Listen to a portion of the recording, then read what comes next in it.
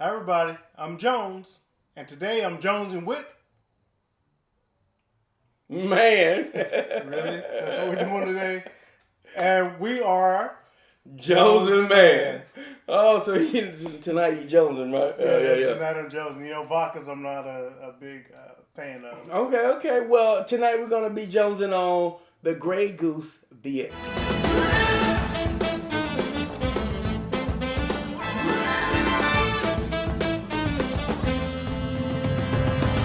All right, so we had a little fun with that. We've been sipping on some good rum and a little Crown Royal tonight. So we probably are in a good zone anyway. Really good zone. Had a good cookout. Oh yeah, had some good steaks, some chicken. It was really good.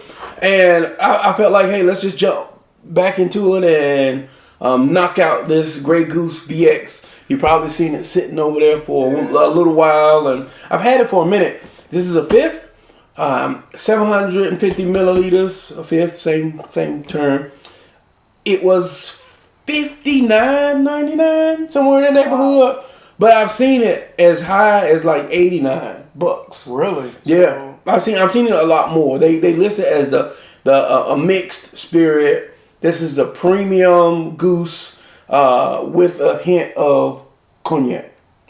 Yeah, and one of the reasons why I call myself a Joneser, because I didn't do any research on the Grey Goose. To give anybody, if you are not familiar with the brand, I didn't do any history to say what it is. But I did see that this particular VX has a hint of cognac. So maybe, I'm not a vodka guy, and this might kind of tilt the scales. But as always, I say Grey Goose, in my opinion, is completely overpriced. So, yeah, I mean, I used to be a Grey Goose fan, but then I uncovered all kind of other vodkas, and I'm like, I'm not saying that Grey Goose is bad at all. Grey Goose, I think, is not bad. It's a good vodka, but I've just had so many different ones over there that for the price, because I mean, the average Grey Goose is probably what, $50. 50, 60, somewhere in that neighborhood? I think somewhere around $40. 44, 50? Okay. Yeah. So this is 60, so this is up a little bit. And like I say, I've seen it as much as like 89 or 99. Now, it comes in a cool little box. Nice presentation. They really talk about the exclusiveness and the premium vodka with that little added hint of cognac. Comes in a super cool bottle. It's all clear. So, and I've never seen a clear cognac.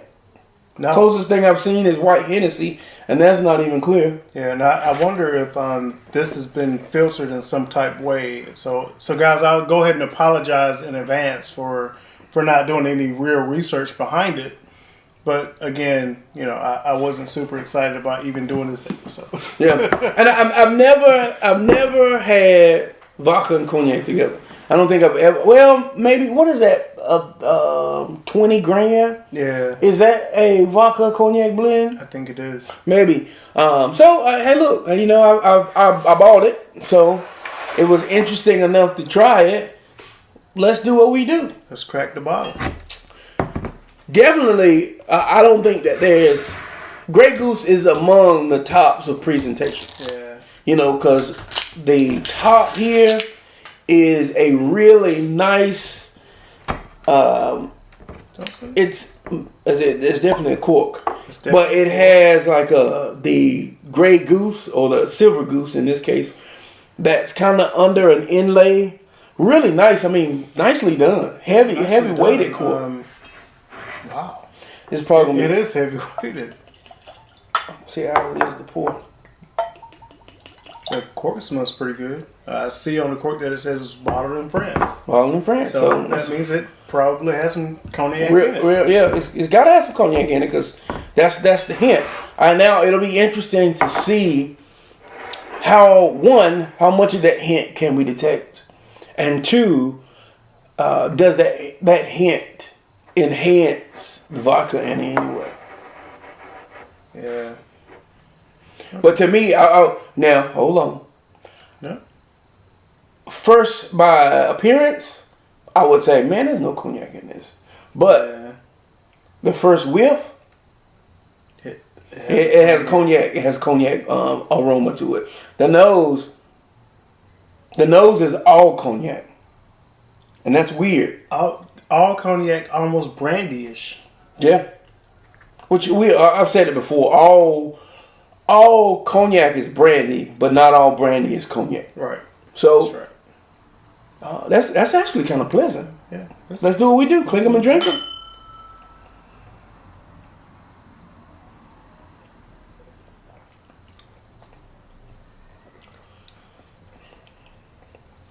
Okay.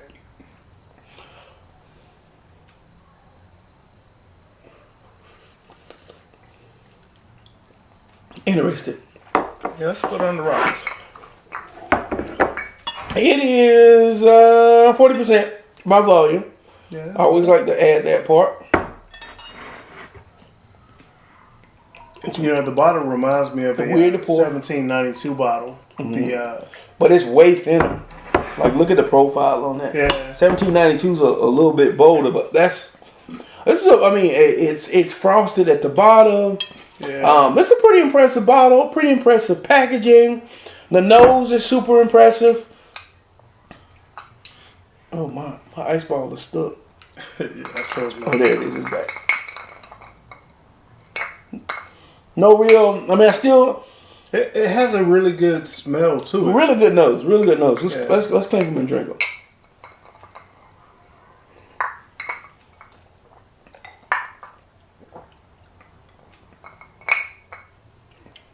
That's a little character. Yeah. I really get cognac. I really get cognac on that. Mm-hmm. And I wasn't, by the appearance, I was not expecting that. I will say that while the cognac's aroma is better on the rocks, neat, you start with cognac. Like, I don't really taste, in my first sip of this, I didn't taste any vodka at all. But as the cognac left, I was filled with an alcohol kind of vapor, and then it finished with what I would traditionally say would be a vodka or Grey Goose. Yeah. If I was going to put it in a category, I would put this in the category of a sipping vodka. Yeah. It actually it's been a very long time since I've tried Grey Goose. And I didn't like it because, to me, I apologize, guys, but it tasted to me like rubbing alcohol. Yeah. In my mind, when I smell, you pour rubbing alcohol out, that's what it tastes like to me. Yeah. As a straight vodka drinker, there wasn't a ton of character. No character. It's core alcohol. Yeah. It's vodka. It's clean. I think it's to some degree smooth, but it is. There's no. I think that when I say Grey Goose vodka, I think what people traditionally refer to vodka as. It's supposed to be odorless, flavorless, clear spirit. And I think that Grey Goose is pretty odorless, pretty flavorless, clear spirit. Yeah. This is not your typical Grey Goose. No, it is not. I'm not sure what cognac they finished it with. Yeah. But I looked at a couple of things. I always typically do, and I don't think they named the vodka. The cognac. But they just said it was cognac. Finished with a hint of cognac. And that hint was enough to give it enough character to say. Yeah. And I always laugh at people when they say, I want a sipping vodka. But this might be a sipping vodka. So I guess it's time for us to kind of go into our spills of... Let's rate it. Of our ratings and reviews. So I will actually go first this time. Okay. And I will tell you that for a vodka, if you were to tell me this was a vodka, just a straight vodka, I would end up telling you, one, it's not a vodka. Right. Because it has some flavor to it. Yeah. But for the value of being smooth, but it does have flavor, I would rate this maybe a 2.5 or a 3. Okay. the price point, I think, really takes my rating lower than that. Yeah. But the alcohol itself, this bottle itself, I think I would give it a solid 3. Okay, so spirit alone. If I took price out of the equation and I looked at, okay, here's the taste, here's the marriage of vodka and cognac together, I would probably rate this a 4. I would probably rate this a 4 because I think that I get vodka from this and I get cognac from this. And I think that they don't really play together. I think they take stage. So in the beginning, it's heavy cognac. At the end, it finishes a vodka style. And I think that's pretty cool when you think about marrying the two together. Yeah. I don't really feel like they're competing against each other. I think it's well done. I also think the packaging is super nice. I think that this bottle, the finish, everything is very well done. Which, what less would you expect from Grey Goose? Yeah.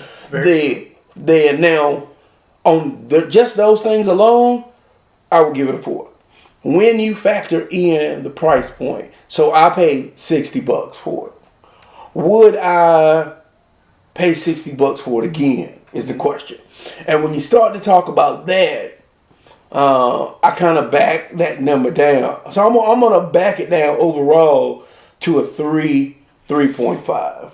I'm going to go 3.5 just because, one, I think it's done really well.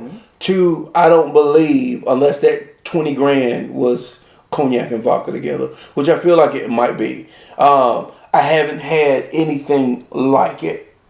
And the price point, while the price point is $60, at $60 for Grey Goose, and a premium cognac, I don't think that's bad. Yeah. At $90, I definitely wouldn't buy it. So I'm gonna say 3.5 overall because I think Grey Goose did a great job with it. And if you're a vodka drinker, if you're a cognac drinker, why not try them both together? Because I think it's done well.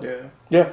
I would agree that they did an excellent job of pairing the two spirits. For sure. But again, I'll stand firm on my 3. Okay. All right. So I'll give it a 3.5. So not bad. Yeah, it's not bad. Not bad at all. Not bad at all. All right. Well, there you have it. This is Grey Goose VX. Be sure to follow us on Instagram, Facebook, and Twitter.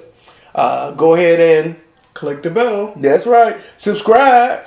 Watch the ads. We're trying to grow this thing. We're trying to bring you some new things that you haven't tried before, especially like I'm sure everybody's seen because this is widely available. Yeah. I think it is because I've seen it a bunch of times. I just finally broke down because I went in the ABC store and there was nothing else to buy. So I was like, well, how about that? That's the funny thing about doing this is going into the liquor store and you're like, oh, I'm in the liquor store. There's nothing else that I haven't had, so let's try this out. Let's start trying weird stuff. Yeah. And to me, this was kind of a weird kind of concept. But again, hey, it works together. Yeah. So this has been another episode of Jones and Mann, Grey Goose VX. Clink 'em and drink 'em.